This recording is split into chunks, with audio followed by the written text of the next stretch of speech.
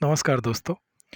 Bhabha atomic research centre के द्वारा conduct किए जाने वाले diploma in radiological physics programme या जो 1 ईयर पोस्ट एमएससी प्रोग्राम है, उससे संबंधित एक वीडियो हम लोग पहले देख चुके हैं, जहाँ पर हम लोग बेसिक जो ये प्रोग्राम क्या है, कब तक डेट है, कब इंटरव्यू का डेट है और कैसे अप्लाई करना है, उसके बारे में हम लोग डिस्कस किए थे और उसका फ्यूचर स्कोप क्या है, इस बारे में डिस्कस किए थे। अब उसी से रिलेटेड अगला वीडियो ये जो है, इसमें हम लोग सिलेबस और क्वेश्चन पैटर्न के बारे में डिस्कस करेंगे।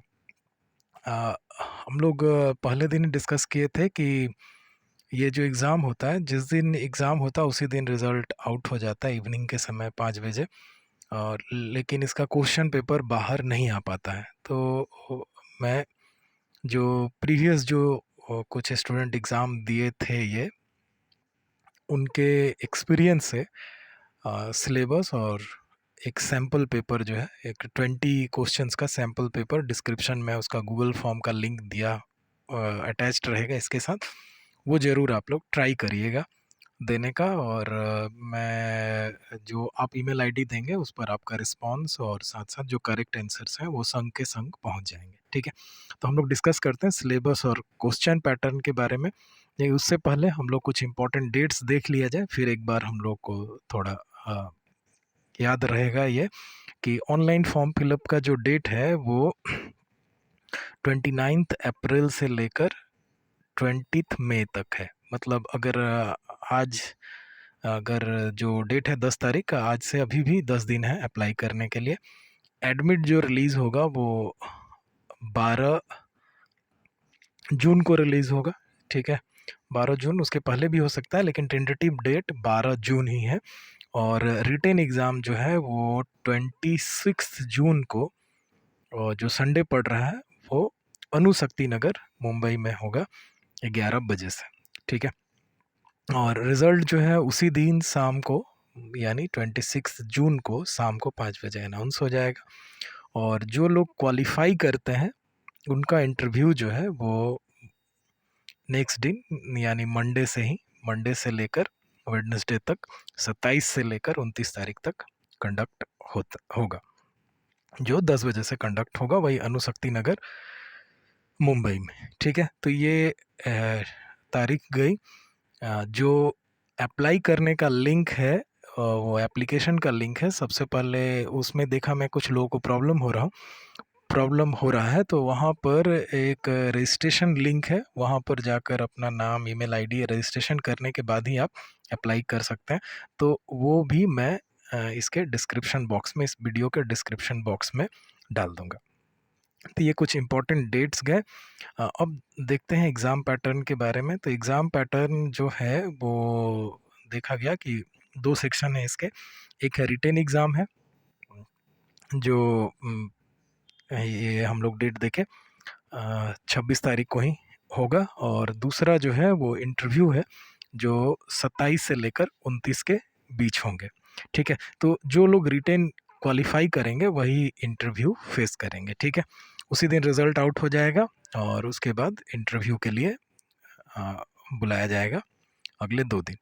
तो रिटेन एग्ज़ाम जो है वो एमसीक्यू बेस्ड होता है, मल्टीपल चॉइस क्वेश्चंस होते हैं, जो 1.5 घंटा का होता है। लगभग इसमें 100 क्वेश्चंस रहते हैं। ठीक है, ज़्यादातर जो भी मतलब प्रीवियस जो स्टूडेंट्स दिए हैं उनकी जानकारी से पता चला, तो 100 क्वेश्चंस रहते हैं और ये 1.5 घंटे का एग्ज़ाम रहता है। ठीक ना, तो ये लगभग 100 के करीब क्वेश्चंस रह सकते हैं या उससे थोड़े कम भी रह सकते हैं, मतलब 80 टू 100 के बीच में, ऐसा मान के चलिए, या 100 एकदम समझ लीजिए कि एग्जैक्ट 100 क्वेश्चंस रहेंगे, 1.5 घंटे का एग्ज़ाम रहेगा। ओके, असल बात है कि क्वेश्चन पेपर आउट नहीं हो पाता है और मतलब ज़्यादा इसके बारे में जानकारी भी अ, नहीं मिलती है। या आप देखिएगा सोशल नेटवर्किंग साइट्स पर या जो भी एग्जामिनेशन पोर्टल्स है वहाँ पर इस एग्ज़ाम के बारे में ज़्यादा जानकारी नहीं रहती है। जो भाभा एटॉमिक रिसर्च सेंटर जो नोटिफिकेशन देता है उसी को लोग बस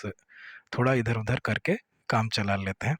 ठीक है? तो मैंने ये जानकारी कुछ प्रीवियस स्टूडेंट्स जो एग्ज़ाम दिए हुए हैं, उनसे ली है और उसके बाद ये वीडियो बनाने का प्रयास किया हूँ, ठीक ना?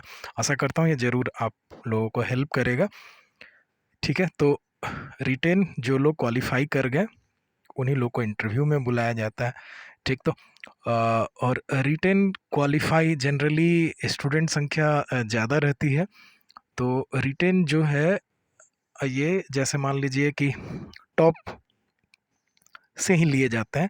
जनरली आप अगर ये रखते हैं टारगेट कि आपका 75% से ऊपर चला आता है, अब जो रिटेन एग्ज़ाम है उसमें 75% से ज़्यादा का अटेम्प्ट कर पाते हैं, तो चांसेस रहते हैं कि आपको इंटरव्यू के लिए बुलाया जाए, ठीक ना? और हम लोग जानते हैं कि ये इंटरव्यू में टोटल 25 सीट्स हैं, मतलब total final 25 non sponsored candidate के लिए हैं, तो उसका करीबन 2 से 2.5 गुना या 2 से कह लीजिए 3 गुना कैंडिडेट्स को बुलाया जाता है इंटरव्यू के लिए, और जो फाइनल सिलेक्शन है वो इंटरव्यू पर ही बेस्ड है। जो रिटेन एग्ज़ाम है बस ये एक क्वालिफ़िकेशन, एक मतलब रेक्टिफ़ाई करने का तरीका है, स्टूडेंट्स लोगों को रेक्टिफ़ाई करके जो कुछ बच्चे हैं उनको आगे ले जाने का तरीका है। रिटेन पर फाइनल सिलेक्शन डिपेंड नहीं करता, डिपेंड करता है इंटरव्यू के ऊपर, ठीक है? देखिएगा, आप जब नोटिफिकेशन देखे होंगे तो वहाँ पर ये मोटे तौर पर एक बात लिख दी गई है कि रिटेन जो है टेस्ट वो केवल स्क्रीनिंग के लिए है, और फाइनल सिलेक्शन जो है वो इंटरव्यू में आपका कैसा परफॉर्मेंस है उसके आधार पर ही है, ठीक ना?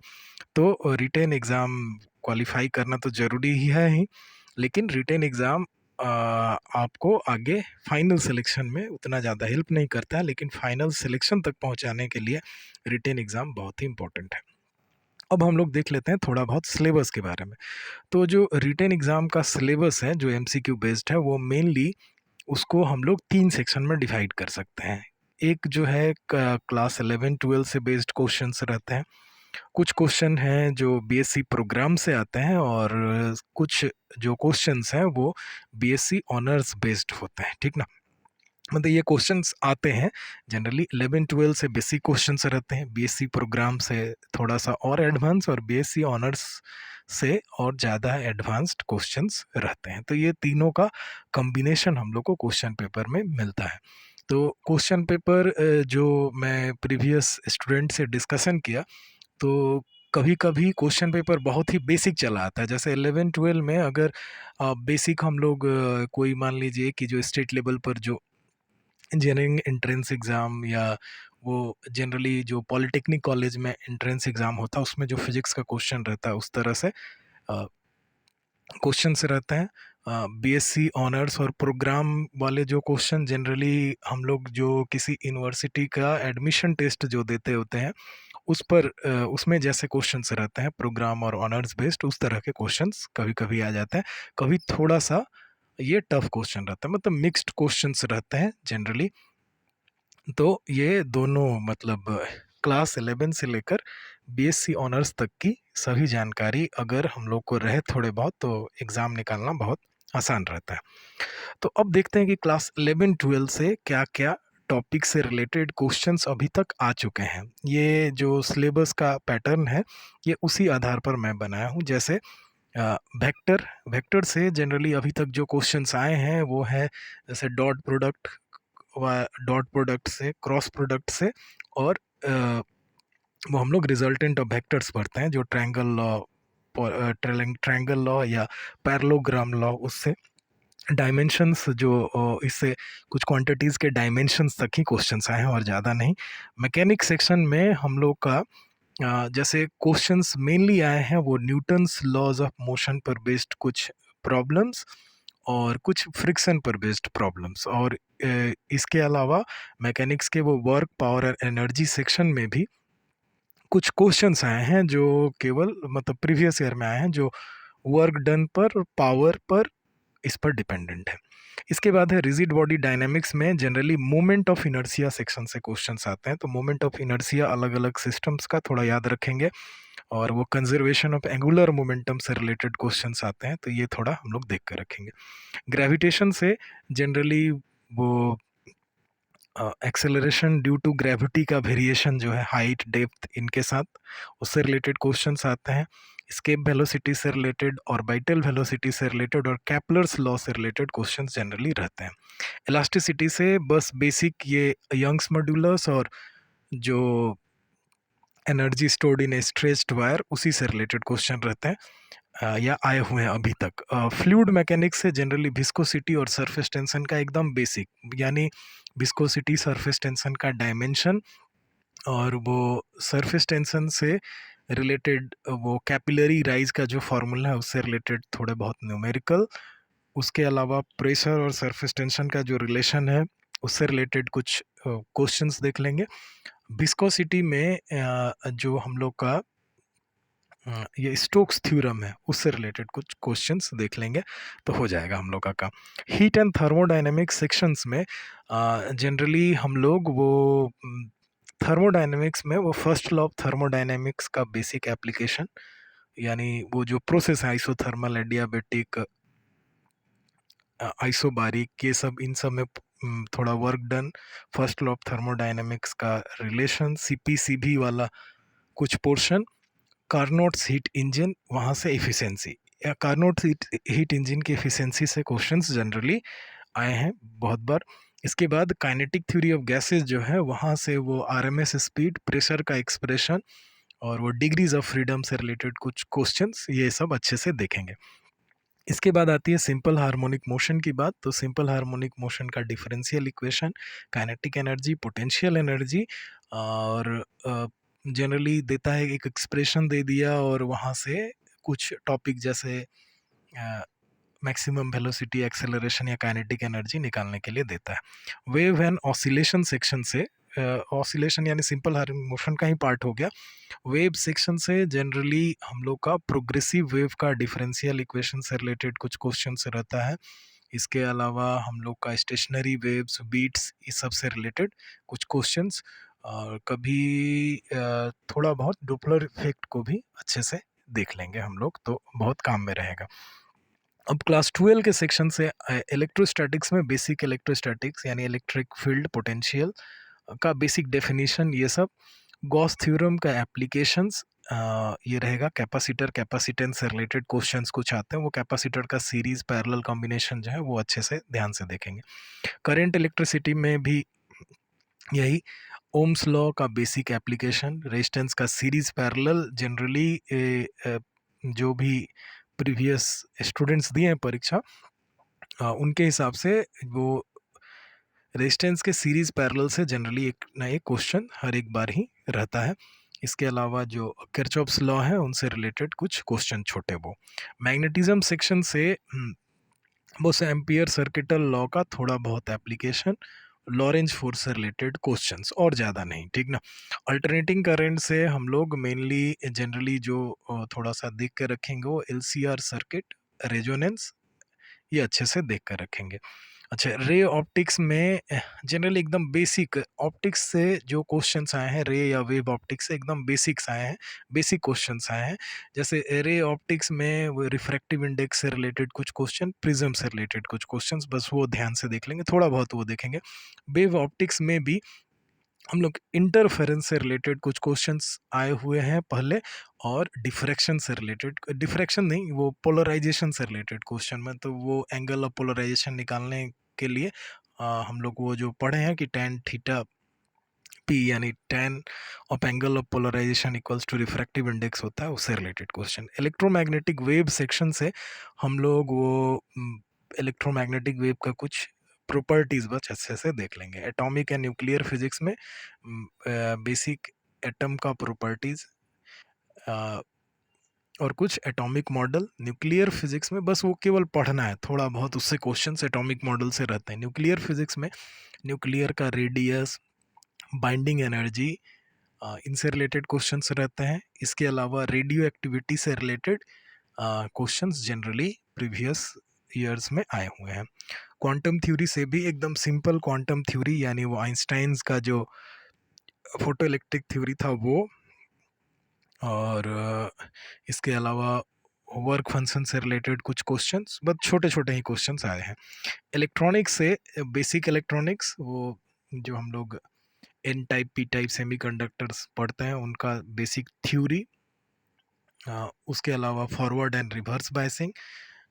Forward and reverse biasing generally diode के साथ रेजिस्टेंस वाला क्वेश्चंस रहता है। फॉरवर्ड और रिवर्स बायस में जैसे रेजिस्टेंस कनेक्ट किए गए हैं, उसी तरह बीच में डायोड लगा दिया जाए तो ओवरऑल करंट क्या होगा, ये सब अच्छे से देखेंगे हम लोग। और इसके अलावा थोड़े बहुत क्वेश्चंस जो है ट्रांजिस्टर के अल्फा बीटा वाले रिलेशंस पर बेस्ड रहते हैं। अ, इसके बाद डिजिटल इलेक्ट्रॉनिक्स जो है, वहाँ से हम लोग जो गेट्स हैं, वो उनका कॉम्बिनेशन, ये सब अच्छे से देखेंगे। तो ये क्लास 11-12 का बात गया। तो इन्हीं सब सेक्शन से अभी तक क्वेश्चंस जो है प्रीवियस ईयर्स में वो आए हुए हैं। इसके बाद हम लोग देखते हैं बीएससी प्रोग्राम एंड ऑनर्स का। तो सबसे पहले बात आती है जनरल मैकेनिक्स से। तो जनरल मैकेनिक्स में वही न्यूटन्स लॉ, इसके अलावा जो हम लोग वो plane polar coordinate, cylindrical polar coordinate, इन सब में वेलोसिटी और एक्सेलरेशन का एक्सप्रेशन है, वो सब। तो ज़्यादातर मैं देखा कि अभी तक जो पता चला वो प्लेन पोलर कोऑर्डिनेट से ही कुछ क्वेश्चंस आए हैं, सिलेंड्रिकल और स्फेरिकल से उतने ज़्यादा नहीं है। इसके अलावा इधर की तरफ हम लोग कंजर्वेटिव फोर्स जरूर देखेंगे। Conservative force, non conservative force, ये जरूर हम लोग मैकेनिक सेक्शन में अच्छे से देखेंगे। इसके अलावा मोमेंट ऑफ इनर्शिया, अलग अलग सिस्टम के लिए मोमेंट ऑफ इनर्शिया से रिलेटेड जो एक्सप्रेशंस है वो सब दिमाग में जरूर रखेंगे। ठीक, तो जनरल मैकेनिक्स में ये गया। उसके बाद वेक्टर्स में हम लोग कर्ल, ग्रेडियंट, डाइवर्जेंस, इससे रिलेटेड क्वेश्चंस। इसके अलावा वो हम लोग का जो गॉसेस डाइवर्जेंस थ्योरम है वो, और आपका स्टोक्स थ्योरम है, उससे रिलेटेड क्वेश्चंस जरूर ये वेक्टर में देखेंगे। मैट्रिक्स में एकदम सिंपल क्वेश्चंस आते हैं, जैसे मैट्रिक्स में हम लोग का आइगन वैल्यू, आइगन वेक्टर, ये सब निकालने के लिए आता है। औ और एकदम बेसिक मैट्रिक्स इक्वेशन इक्वेशन जो है उस पर रिलेटेड क्वेश्चन आते हैं। डिफरेंशियल इक्वेशन में भी एकदम सिंपल डिफरेंशियल इक्वेशन, उससे रिलेटेड सोल्यूशन, ये सब आए हुए हैं अभी तक। ज़्यादा टफ क्वेश्चन डिफरेंशियल इक्वेशन से नहीं आया है। वेव एंड ऑसिलेशन सेक्शन में भी एकदम बेसिक हम लोग का जो मान लिया जाए कि जो भी डिफरेंट टाइप्स ऑफ ये वाइब्रेशंस हैं, जैसे free vibration, forced vibration, damped vibration, उनका बेसिक नॉलेज, और वो हम लोग का फोर्स्ड वाइब्रेशन में थोड़ा सा रेजोनेंस अच्छे से जान के रखना होगा। तो रेजोनेंस से रिलेटेड क्वेश्चंस आ सकते हैं। इसके अलावा हम लोग वही प्रोग्रेसिव वेव का डिफरेंशियल इक्वेशंस, उससे रिलेटेड क्वेश्चंस, थोड़ा बहुत बेल के बारे में, फ़ोन के बारे में, ये सब यूनिट्स जो है वो कभी आ सकते हैं या आने का चांसेस है। इसके अलावा जो इंटेंसिटी वाला रिलेशन है, उससे रिलेटेड क्वेश्चंस अच्छे से प्रैक्टिस करके रखेंगे। अब आ जाते हैं इलेक्ट्रोस्टैटिक सेक्शन में। तो यहाँ पर भी क्लास 11-12 को ही थोड़ा सा मॉडिफाई करके, मतलब गॉस थ्योरम का थोड़ा फर्दर एप्लीकेशन। अच्छा, उसके बाद ये इलेक्ट्रिक फील्ड, इलेक्ट्रिक पोटेंशियल का रिलेशन, कैपेसिटेंस, कैपेसिटर, इसके बारे में जानकारी, थोड़ा बहुत dielectric medium in an electric field, ये सेक्शन अच्छे से देख लेंगे। ठीक है, मैग्नेटिज्म सेक्शन में वही ज़्यादातर क्लास 12 बेस्ड ही क्वेश्चन रहते हैं, कुछ इसमें एडवांस क्वेश्चन नहीं रहता है। अल्टरनेटिंग करंट भी वही 12 बेस्ड क्वेश्चन ही रहेंगे हम लोग को। और डायरेक्ट करंट में हम लोग को वही charging and discharging of capacitor, growth and decay of current in inductor, ये दो टॉपिक अच्छे से देखेंगे। ठीक है, सर्किट थ्योरी थोड़ा ध्यान से देखने की ज़रूरत है, इसमें किरचॉफ्स लॉ से रिलेटेड क्वेश्चन। इसके अलावा सुपरपोजिशन थ्योरम और मैक्सिमम पावर ट्रांसफर थ्योरम, इनसे रिलेटेड क्वेश्चन रहते हैं। थेवेनिन और नॉर्टन्स उतना ज़्यादा ये नहीं है। तो सर्किट थ्योरी में भी जनरली केवल किरचॉफ्स लॉ का ही ज़्यादातर एप्लीकेशन देखने को मिलेगा, या कॉम्प्लेक्स रेजिस्टेंस वाले नेटवर्क्स हैं उनको सिंप्लीफाई करना। ठीक ना, तो इसमें वो सुपरपोजिशन, मैक्सिमम पावर या थेवेनिन नॉर्टन, ये सब उतने ज़्यादा इफेक्टिव नहीं है। सबसे ज़्यादा इफेक्टिव है किरचॉफ्स लॉ और ओम्स लॉ। ठीक है, हीट एंड थर्मोडायनेमिक्स में भी जनरली वो क्लास 11-12 का ही थोड़ा सा एक्सटेंशन है। केवल इसमें याद रखना है कि वो रियल गैसेस वाले जो हम लोग को वैन डर वाल इक्वेशन के जो क्रिटिकल कोफिशिएंट्स हैं वो सब अच्छे से देख के रखना है। और इसके अलावा हम लोग को थोड़ा सा वो सेकंड लॉ ऑफ थर्मोडायनेमिक्स थोड़ा डिटेल में दिमाग में रखना है, मतलब उससे रिलेटेड कुछ एक्सप्रेशन छोटे छोटे, कार्नोट हीट इंजन अच्छे से देखना है। उसके बाद मैक्सवेल्स के जो इक्वेशंस हैं वो सब थोड़ा ध्यान में रखना है, थोड़ा सा फ्री एनर्जी जान के रखना है। इसके अलावा रेडिएशन में हम लोग को इमिसिव पावर, एब्जॉर्प्टिव पावर, वो कर्चॉफ्स का लॉ है वो, वाइन्स का लॉ है वो, और स्टीफन बोल्ट्जमैन लॉ है वो, और प्लैंक्स का लॉ, ये हम लोग थोड़ा दिमाग में रखेंगे। इसके बाद आ जाती है बात इलेक्ट्रॉनिक्स की। इलेक्ट्रॉनिक्स जो एकदम क्लास 12 में पढ़े हैं वही सब है, थोड़ा सा ट्रांजिस्टर रजिस्टर का थोड़ा सा एडवांस सेक्शन, लेकिन वो भी मैं देखा हूँ कि बहुत लिमिटेड क्वेश्चन रहते हैं। एक दो क्वेश्चन ऐसे रहते हैं इलेक्ट्रॉनिक्स से जो सर्किट बेस्ड रहते हैं ट्रांजिस्टर के साथ, ठीक ना, नहीं तो जनरली अल्फा बीटा के रिलेशन पर बेस्ड क्वेश्चन ही हम लोग को मिलेंगे। डिजिटल इलेक्ट्रॉनिक्स भी एकदम बस क्लास 12 बेस्ड ही क्वेश्चन रहते हैं, इसमें थोड़ा सा बस मॉडिफिकेशन रहता है, वो डी मॉर्गन्स थ्योरम जो है उसके एप्लीकेशंस हम लोग को देखने के मिलेंगे। क्वांटम मैकेनिक्स में भी हम लोग का बेसिक क्वांटम मैकेनिक्स जो हो गया, डी ब्रोगलीज थ्योरी हो गया, उसके बाद हम लोग का स्टार्टिंग जो है फोटो इलेक्ट्रिक थ्योरी हो गया, अ, उसके बाद हम लोग का अनसर्टिनिटी थ्योरी हो गया, ये श्रोडिंगर इक्वेशन का बेसिक एप्लीकेशन, एकदम एकदम बेसिक एप्लीकेशन, ज़्यादा नहीं, मतलब वो बस हम लोग one particle in one dimensional box याद कर लेंगे तो चल जाएगा।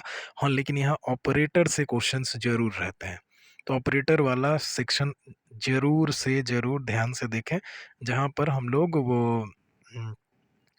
ऑपरेटर्स का कम्यूटेशन रिलेशन जो देखते हैं वो सब अच्छे से ध्यान से देख के रखेंगे। तो क्वांटम मैकेनिक्स में ये चीज़ें हैं, ठीक है। क्लासिकल मैकेनिक्स में एकदम बेसिक, मतलब ज़्यादा अभी तक मैं नहीं देखा कि बहुत ज़्यादा लैग्रेंजियन या हैमिल्टोनियन के एप्लीकेशन दिया है। एकदम क्लासिकल मैकेनिक्स से बहुत कम ही क्वेश्चंस रहते हैं, लेकिन फिर भी यहाँ पर जो शुरुआती दौर में हम लोग डिग्रीज ऑफ फ्रीडम, वो कॉन्स्टेंट्स, कोऑर्डिनेट्स, ये सब थोड़ा अच्छे से देख लेंगे, थोड़ा सा लैग्रेंजियन थ्योरम का फॉर्म याद रखेंगे, हैमिल्टोनियन का बस फॉर्म दिमाग में रखेंगे। स्टैटिस्टिकल मैकेनिक्स से भी एकदम जो तीनों स्टैटिस्टिक्स के फॉर्म है उनको बस दिमाग में रखना है, कौन पार्टिकल उनको फॉलो करते हैं ये सब याद रखना है, थोड़ा सा फेज स्पेस के बारे में जान के रखना है बस, और ज़्यादा कुछ नहीं।